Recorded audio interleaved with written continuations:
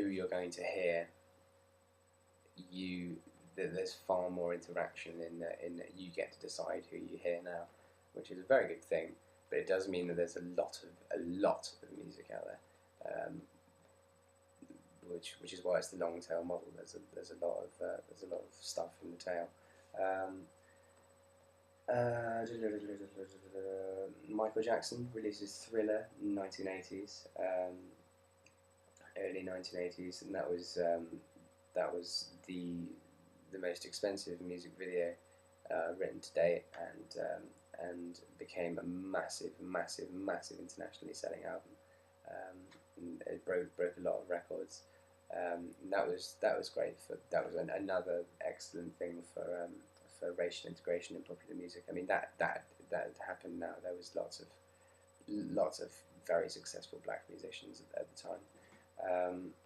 And REM, just before the 90s started, they were very influenced by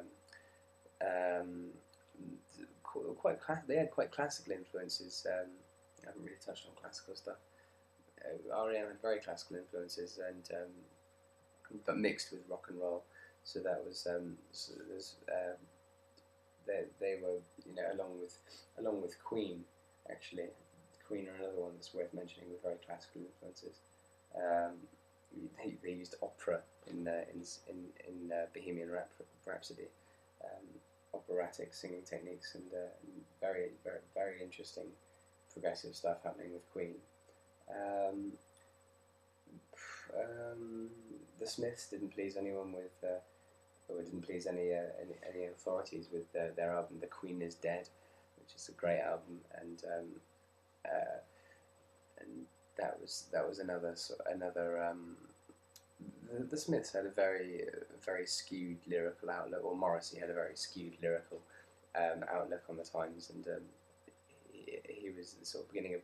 He wasn't the beginning of it, but he was a mainstay of alternative rock, so to speak. He was a sort of figurehead for that, without an announced sexuality either. That was questioned a lot, I think.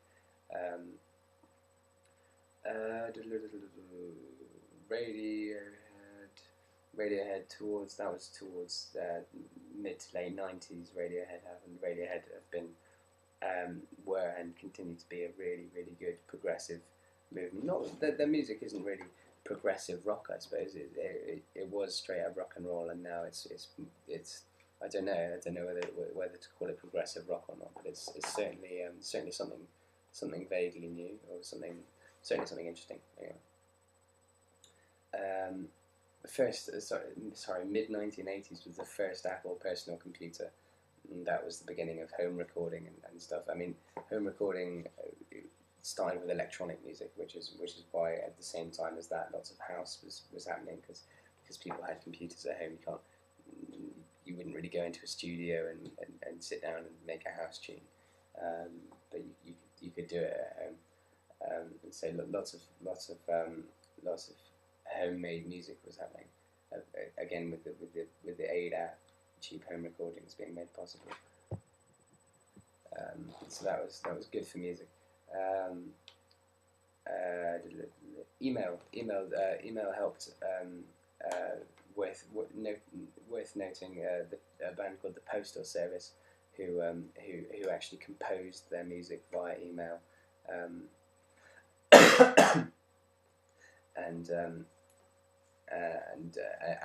the actual postal service itself. They used email and the postal service, and that was skipping on from there.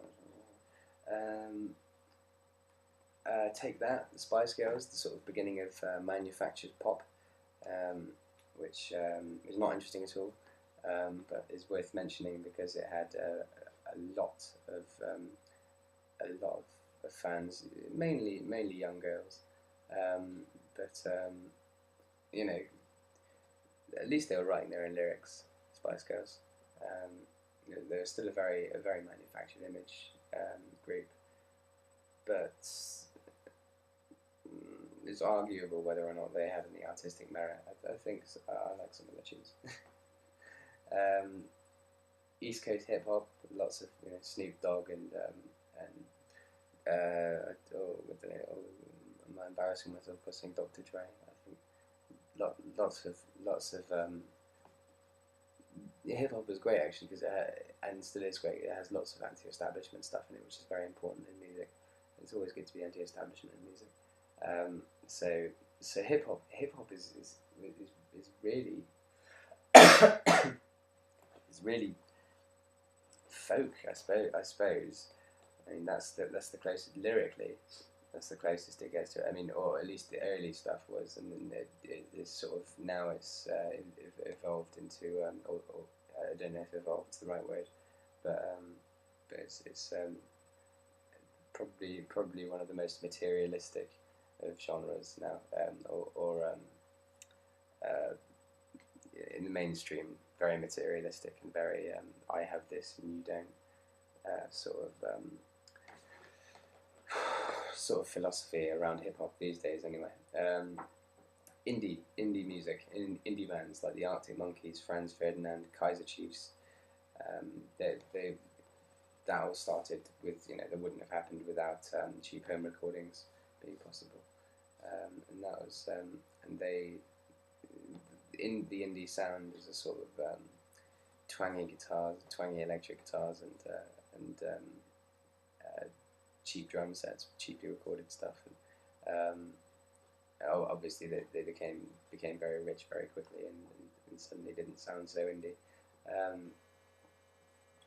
George Bush Jr.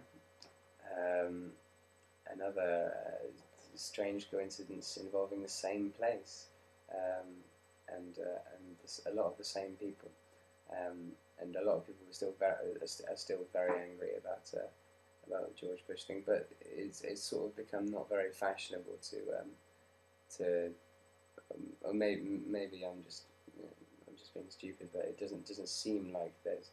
I mean, if the Iraq / 9/11 incident had happened sort of back in the 70s, there would have been ridiculous amounts of protest songs and stuff like that. But it's the fact that it's sort of all been done before. People are reserved about doing that sort of thing again, because as soon as you pick up an acoustic guitar and start singing about something bad that's happened, someone in the audience will shout out, "Stop trying to be Bob Dylan," which is a bad thing, definitely a bad thing, because protest music should definitely always have a place in music. Strangely enough, there doesn't seem to be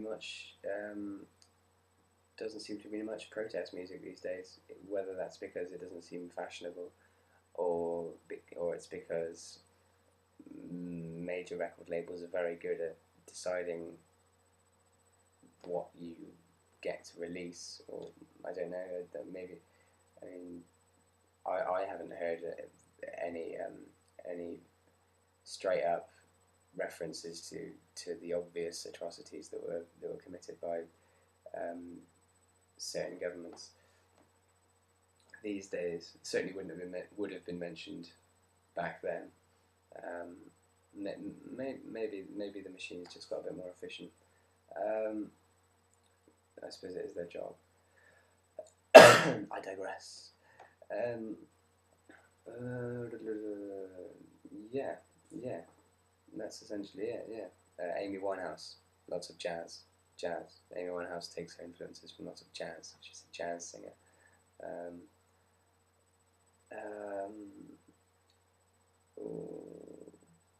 That's sort of it. I think that's alright. Nice.